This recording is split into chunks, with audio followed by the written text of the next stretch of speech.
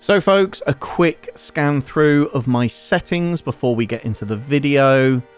Everything is exactly the same as it was previously when I was using my 3090 Ti. So if you're comparing this preview video against any of my other videos where I've got the frame counter showing, it's a apples for apples comparison. I'm extremely lucky. I've managed to get hold of a 4090. And as you can see here on the runway at Coventry, and I should stress and be absolutely clear, this has an add-on scenery. It's the recently released Coventry Airport that's available on flightsim.to.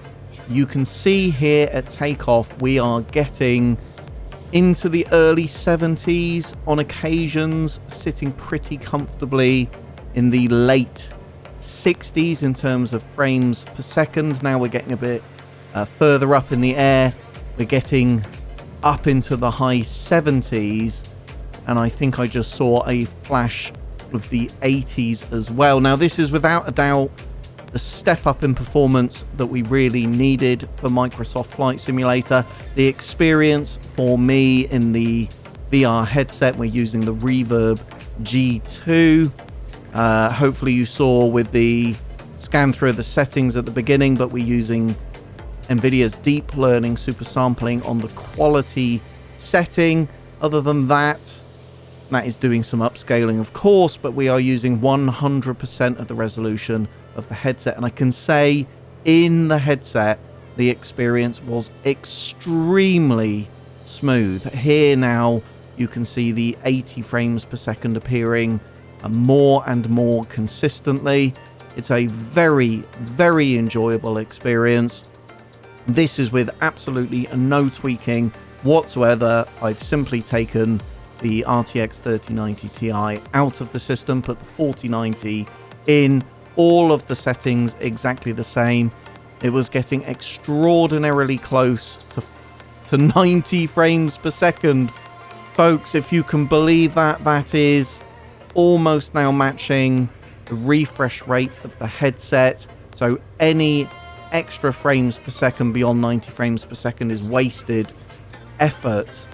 Of consistently there, consistently in the 70 frames per second. Slight dip down as I looked to the left there to look at the airport as I'm lining up in the traffic pattern. But this is extraordinarily smooth performance. I feel no need whatsoever to think about using reprojection and adding in those missing frames. And whilst it's not quite at the refresh rate of the headset consistently all the time, it's getting pretty close. I am going to be doing a far more detailed video over the weekend where I'm going to be comparing the performance of a 3080 Ti, the 3090 Ti, and the 4090 side-by-side comparison. I will also be doing a comparison of TAA versus DLSS on the quality, balanced performance modes, and see how they all compare. But this is visually stunning. Frankly, the settings are on some pretty demanding settings. We've got DLSS on quality. We are comfortably in the 70 and 80 frames per second, folks. This was the step change that we needed. I'm really excited about this.